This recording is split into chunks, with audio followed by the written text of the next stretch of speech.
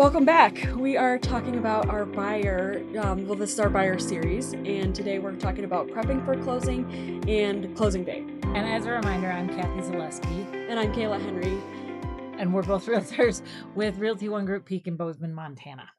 So like Kaila said, today is a little bit about final step and closing day.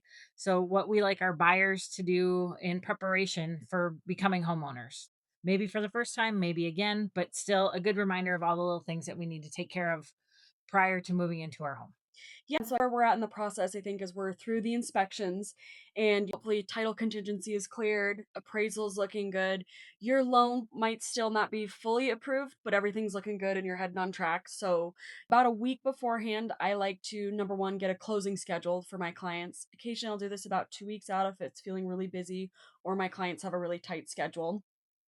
And then part of that email I send will have a utilities list of utility providers. And I also like to look up what utilities are associated with the house. So if you live in the city of Bozeman, obviously the number for city of Bozeman, that'll take care of your water and sewer hookups. And usually trash as well. You recycling. and you can sometimes use Republic if you want, so Yep. It can be up to you. I personally just like to bundle it. That I didn't think when I shop prices it was any different, but that was a while ago. But it is up to you. So I try and look up those things, or sometimes asking the seller about what utility providers they use at the house and what they have going on there. And so City of Bozeman's kind of easy because it is all together. Four Corners has its own water and sewer system. And I have heard that they require you to be there in person if you want to set up your billing and so forth. So something to think about. You might need to do that a little bit in advance. Republic and L&L are the major trash providers. And then, of course, in terms of your internet and your cable TV or whatever, everybody's aware of the hundreds of choices. Personal choice to me. Let's see. So definitely utilities. And then we made a list just to make sure. Then I think one thing you might want to also do in advance is maybe set up an appointment with somebody that will help you change your locks. I think getting your locks changed, change of address, and just kind of starting to prepare yourself. Obviously, if you move, have your moving plan scheduled or whatever you need. Movers, if you need labor to help you move. Maybe providing notice on a current lease that you have right now. That's something once you're through inspections, and that to me is often a good time that you really feel very confident that you're forward. Absolutely. And I think that pretty much brings us right up to the closing date. Right. So what does closing date looks like? And your lender, sometimes if your lender's local, often they'll join you at the closing table. Yep. Again, your realtor schedule the time, so they'll be there as well. Or at least I like to join for closings. We're just, I don't know, I say we're just window treatments for just, I don't do anything for a closing. Moral there to support, hold your hand. Absolutely. But I do like to be there just to make sure everybody's come full circle. Right. It's exciting. And if something doesn't sound right, you should always feel free to say, whoa, I don't understand this or that or the other thing. But hopefully your lender has gone through all those documents with you. You will have had a chance to, all of them because it's stacked, but you will have had a chance to, so the numbers should all look like what you're expecting. There shouldn't be any surprises. I usually say at the closing table, you're not changing anything. And again, hopefully all of those numbers look familiar to you. Right. Your interest rate, your payment, your cash to close, all of those things should be pretty crystal clear and numbers that you're familiar with. You're just signing. Right. But again, should always say something if you're not feeling right about it. The other thing I like to do, and I know you do one as well, Kathy, is we like to do a final walkthrough just before closing. So as your realtor, we go over to the house, or again, some realtors do, not all, but we go over to the house prior to and just make sure everything is as we expect it to be. So mostly I'm looking to see, did a hot water heater burst, or hot water tank burst over the last few days? Just want to make sure that the house is tidy for you and ready to go. Or did the seller accidentally throw their couch through the wall while they were moving? Mm-hmm. It wouldn't be the end of the world, but we do want to see those things before we sign the papers and accept the property as is. You do have the option to say, hey, well, we want compensation for that or the other thing, or generally speaking, and this is something to be aware of as a buyer, industry standard and according to the contract is that the home has to be broom swept clean. That does not mean, though, mom would do it or they paid somebody to do it. If you want it to be like they paid somebody to do it, you write that into the offer. Mm-hmm. Just be aware of that. Or hire your own cleaning service. I that to me is something I just would want to control that myself as a buyer. And so again, maybe I'm not moving in that very first day, but I do have a cleaner lined up to go in and buff it out for me. Right.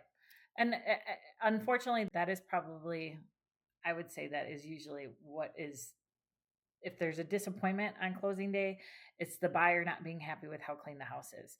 So you might want to even just plan to maybe have a cleaner come. It's just, again, just so that there's no disappointment. So that's something I always like to talk with my clients about, is how clean do you like things to be?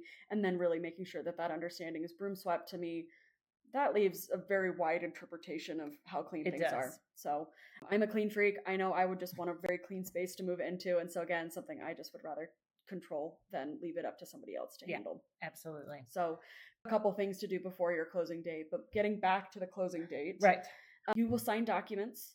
And then something to keep in mind, you will not get keys, or most often won't get keys right at the closing table then, nor will you have access to the home.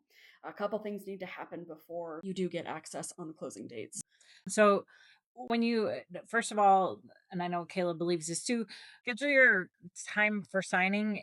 If for some reason you can sign the day before, even better, but as early in the morning as possible. When you go to the signing, make sure that you have a valid ID, because there will be a notary there to make sure that you are who you are. I think the other thing to remember also for day of close is that there are going to be funds required of you, whether even if you're paying cash, right? Those funds were probably or should have been wired maybe a couple days in advance. If you're closing on a Tuesday, I would have wired them on a Friday. If you're closing on a Thursday, I would have wired them Monday, just so that they're already at the title company. There's no glitch going to happen or anything like that. While a certified check is okay, it is not Or recommended. Cashier's check. Right. Certified bank funds is what the term that is used by the title company. But wiring it is the best. And wire fraud. It brings us to wire fraud. So wire fraud is absolutely a thing in Montana and in Bozeman. I've never personally had a deal affected by it, but I have been in an office where it has been affected, and I've certainly heard stories of it. So even in our somewhat small community, it has been a thing here. So we always are recommending that people call the title company. You should have their contact number. And if you don't, ask your agent. Call the title company before you send funds. Once a wire transfer is sent, the money is gone. It is sent. You cannot get it back. You can't backtrack it. So to me, it's very much worth a phone call. I know I've had some clients be like, well, this is annoying. It is. I get it. But you're wiring sometimes hundreds of thousands of dollars. And you just honestly, if it was my $100,000, I would probably go to the title company in person with my bank account on my check or whatever, but do everything right there in front of them. it just doesn't hurt to double check. Ever. And so that'll be our 2 cents. We have it in our email signatures often. It is a thing. So please take it seriously and know that, again, all of this is in an attempt to help protect you. Fraudsters have gotten very good at intercepting emails and hacking things. I wish it wasn't the case, but it is. So again, the steps you can do is just to make that phone call, go in person, and always ask your agent if something feels off. So getting the money there, that will be part of it. So you'll Right. need And in advance, Mhm. not it's not a good idea to say, oh, well, I'll just go in there and they'll just wire it right then, because even wires are not instantaneous. So please do plan ahead for that. Generally, your lender and your agent are going to tell you that in advance as well. So once you have those things, you'll sign all the documents. The escrow officer will go over them just to make sure that you do fully understand it. And then we have to wait a little bit. So we'll all leave the title company. And what happens is then our closing officer takes those signed documents. They go back through, they just review them. They will then upload them or share them with the lender again. The lender will also review the documents. And I believe while the lender is reviewing the documents, the title company is also then going to the courthouse and doing a final search just to make sure there's no last minute liens that have been put on the home and that the title truly is free and clear for you to take ownership of it. So definitely some moving pieces that are going on in the background. And our whole point of this is just to say, again, access doesn't happen until we get the call that it has funded and recorded at the courthouse. It's not over till it's over, which is why until your agent hands you the keys, the home is not yours. Don't quit your job. Don't buy a car. Don't go get a credit card at Ashley Furniture to buy new furniture. We say that seriously because, again, have heard stories, never happened for myself anyways. I don't know if it's happened for you, Kathy, but I have a story for everything. sometimes your lender will still do a last minute call. You've signed the documents, you feel like everything's done. They might call your job one more time and say, hey, I really want to make sure that Kaila Henry still works here. Please verify. And if you've quit, they can't verify that and it can You fall don't have apart. any income. Well, so I will tell a silly story. So I did have a client back in Arizona, and he was very excited about his new home. In Arizona, sometimes lenders will send the documents in advance of close. So not day of, but maybe a day or two in advance of close. And so you could go and sign early. Well, so my buyer said, well, I signed. And I said, so you went because the lender called me and said, we have a problem. He had gone, he really wanted to buy a new Traeger grill for his new house. Of And course. he could not wait another 48 hours to do that. So he Oh. went to Home Depot and got a Home Depot line of credit and bought a Traeger grill on it. So that line of credit probably only maybe even $1,000. It doesn't matter, but if your debt to income ratio is tight, but you've taken out a new line of credit, a new line of unsecured debt. And it's a big red flag. Right. No The matter lender how gets small. a little squirrely about that. We were able to recover and close. I think what he did was pay off that Traeger immediately and then close a credit card right away. Is that your closing gift for him, Kathy? I know, right? Here you go. Thanks for buying the house and not screwing it up. No, but it's not over till it's over. Just even because you signed, it doesn't mean that the house is yours. The lender can still pull the plug. You're really, to me, waiting for that. We have funded and recorded. Those are the words I want to hear. The title company will usually send your agent an email. And then, of course, your agent should call you very quickly, knowing how excited you are. Right. Which is then, of course, when you will likely get keys. And then you can do whatever. The house is yours. Right. So scary stuff over now. Just remember, don't quit your job. Don't buy a car. Don't sign for more credit for you or anybody else. Bring certified funds or wire in advance. Remember your ID. Photo ID. Yep. That can't be expired. Right. That's another doozy. But so those are all the hard stuff. Now, once we call you and say, hey, it's funded and recorded, the house is yours, and we hand the keys to you, then it's time to start celebrating and get settled in and do the things that home ownership is all about. And if this is your first home, usually we'll come up with a list. We'll hit some of those items right now, but just hand you a list and say, hey, you put dates on these things and just do them religiously over and over again. I think we're going to talk about that in the next video, is our first year of home ownership, right? Oh, right. So I think that does it for our closing day, Yes. unless there's anything else that we want to add.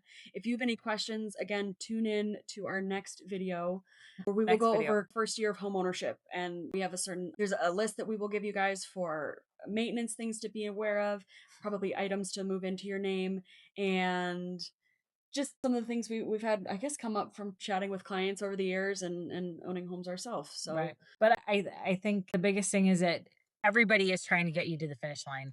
So you will be reminded of things like don't open a line of credit probably a dozen times. It might feel annoying. But we want to get you to the finish line and we want to make sure that there's no surprises on that day of closing. So we're there to help you and to support you and to just make sure that things go well. So everybody's on your team pulling for it to happen. Absolutely. And it's good. The day will come quickly. So our next video is the first year of home ownership. Please subscribe and like our channel so you can stay up to date on all these great things that we put out there for you. Thanks so much. Thanks.